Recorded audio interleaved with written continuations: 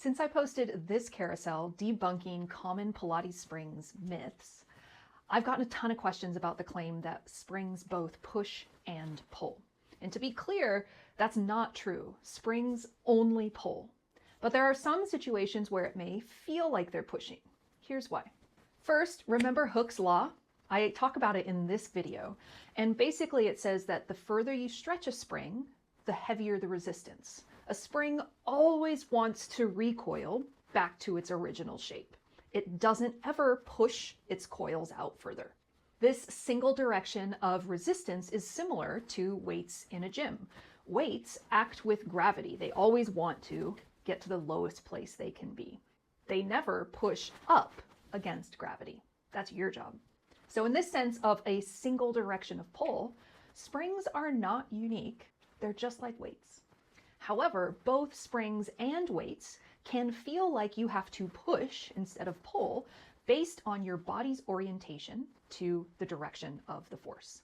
For example, in chest expansion, you might feel like you need to pull against the springs, but in footwork, you feel like you need to push against the springs. That's not because the springs are doing anything different. It's because you've changed your body position in relation to the spring's direction of force.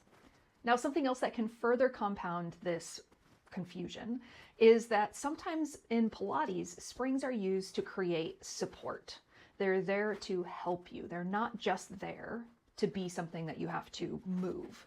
They can actually assist you in doing a particular movement. So for example, in a plank on the reformer, a medium spring is going to help you keep the carriage closed more than a light spring. This situation may be confused with pushing, but really it's just a body orientation and intent problem. If you put weights on the reformer for this same exercise, they would also support the movement. And finally, many people believe that the spring action of pulling inward is better than weights for an eccentric muscle contraction.